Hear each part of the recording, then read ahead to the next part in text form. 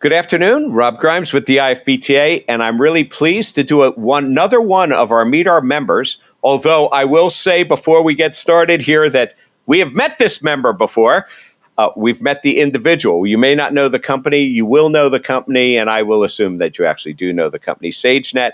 But I'm really pleased to have a Meet Our Member conversation with Courtney Radke, and he is the Vice President of Innovation at SageNet. So welcome back once again. It's been a long time. So, I think of it, you brought up, POS, and of course I live in the POS world quite a bit. You see a POS provider today, you have the all-in-ones and you have the best of breeds. Right. A POS provider who is a best of breed, even if they have all-in-one products, might have 140, 200 integrations out there. Mm-hmm. So in your toolkit, since perhaps you're also managing the systems that have to be connected and secure that come from the customer, how do you manage multiple relationships when somebody is using 50 different types of applications and systems? It's so extremely challenging, Rob. You know this. Which is why they should hire you.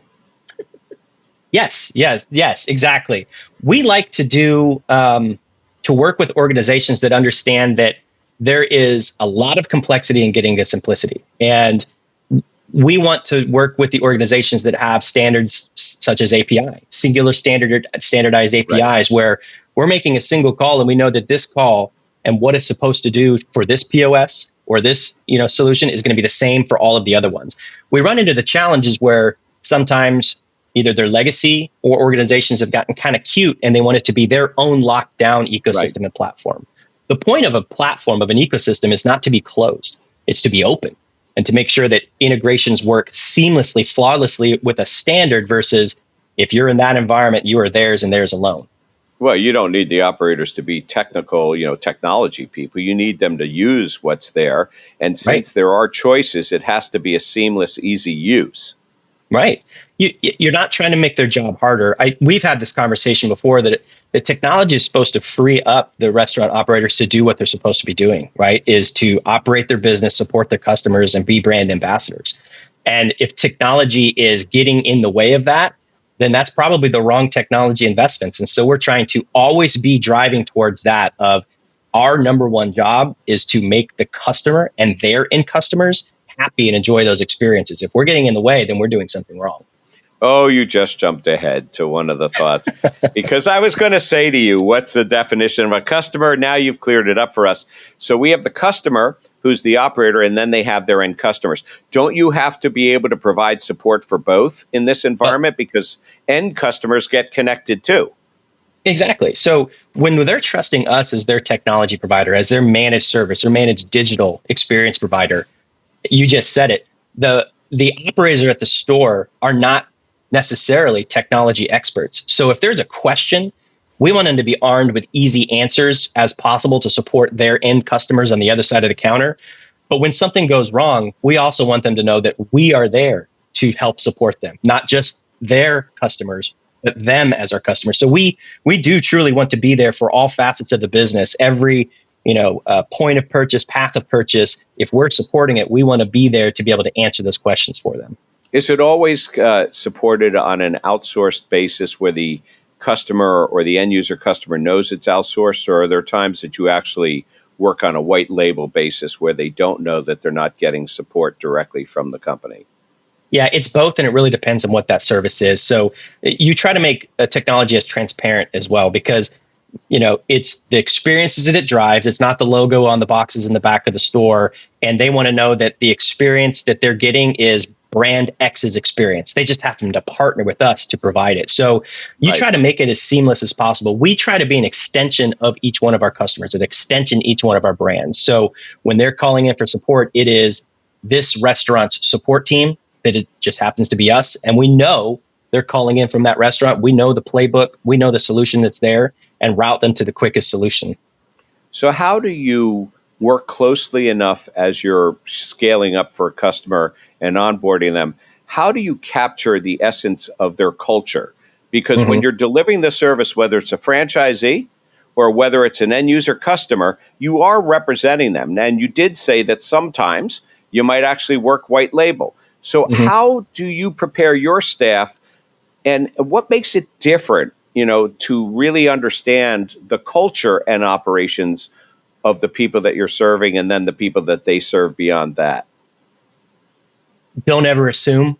I use the phrase, seek to understand before you seek to prescribe. And so, having been a restaurant technology operator myself, having been on the brand side, I understand that the nuances are very important. That things as would seem as benign as language, like how do we refer to our customers? Well, they refer to them as guests, or they refer to them as this. Learning their language, asking a lot of questions, and practicing active listening versus I'm hearing you, but am I understanding what you're trying to tell me? So we need to ingrain ourselves in their culture by listening, by absorbing, and not assuming. And how we do that a lot is, well, it helps when you have industry experience. I and myself and our teams are former operators, former supporters of retail technology and restaurant technology through our various different roles. So we've got a good head start because we've got a lot of knowledge, expertise, but never lose the opportunity to ask a good question and practice active listening. So when you're doing this, in today's world, technology also plays a role in how you do your analysis and how you provide that support. So you've talked about how you bring together systems and you support systems that you don't necessarily sell. They're not necessarily yours, but yet you do have to give seamless, easy, simple, the easy button, support for them. So what are I don't want to say it's not really the secret sauce, but what is it that you actually bring, the value add that you bring to the table through technology, tools, and people that make you different from other providers, and why somebody should want to say, I'm not in this business, you should do it, and you're going to do a better job than I am? Yeah, we try to think of ourselves as true innovators, and we may be using the same technology, but if you use it more effectively, you create yourself as a digital differentiator. And I have coined that term. I haven't heard anybody else use it, so that's my term, digital differentiator. How we're doing that is truly using the data to get down to the why behind the what, and that's my big thing right now. Is technology for technology's sake it's just out there. It's a cost center. I want to make technology that revenue generator for the customer, right? And so using data, we've got a lot of data. We're never at a loss for the amount of things that are coming at us. And especially with all of the technology that's deployed out there today, it's generating more and more and more. But how do you use that? How do you correlate that? How do you make that data not just noise and equate it to, well, this solves a problem in a way that we never thought we could before? And a lot of organizations that are out there, for good reason, have continued status quo. If it ain't broke, don't fix it. Well, but how do you capture that? Because you said you have people who come from the industry. You said you listen and you get to learn, about their operations before you start, giving them the advice. But when you do that, now you have the technology and tools to help them to enhance their operation. So let's not just look at this as a service. Let's look at it as a revenue, a business enhancer, and a growth strategy to partner with you. So what do you bring to the table as a partner in their business to help them grow? Right.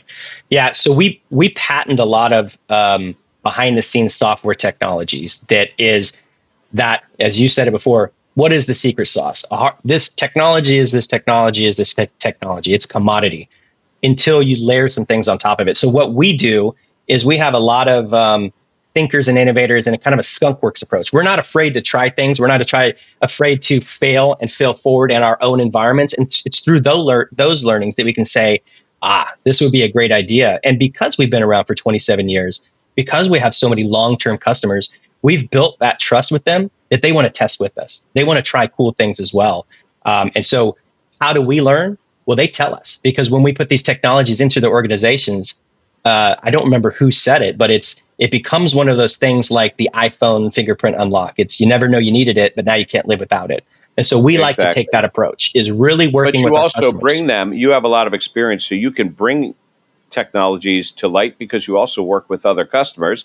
Not that you could violate their secret sauce, so to speak, but you certainly could bring new ideas, innovation based on your own observations and the industries that you serve and who does it really well. And, what are the types of things that you've brought with you in your role? Because your role has evolved over time in multiple industries and things. So what have you brought forward that you've seen that you think really is going to make a difference that you want to make sure that people who work with you now know?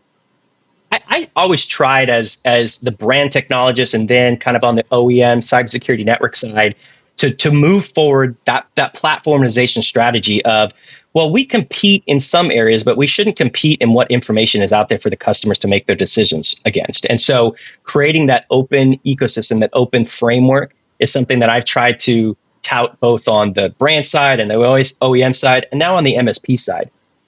We shouldn't be keeping that information in a bubble. If it's information that's valuable to the customer, we should expose that in meaningful ways for them to make data-driven decisions on their own side. Now, they don't always want to have to do that decisioning on their own. Sometimes they don't know what their key performance indicators are. They're looking to us to say, well, what should I be looking for? And as you said, what are others in the industry looking for? How are others in the industry being successful, and how are we making them be successful, and share that information with them? There you go. Thank you very much. Rob Grimes with the IFBTA, Meet Our Member, with Courtney Radke of SageNet, and thank you for joining us today.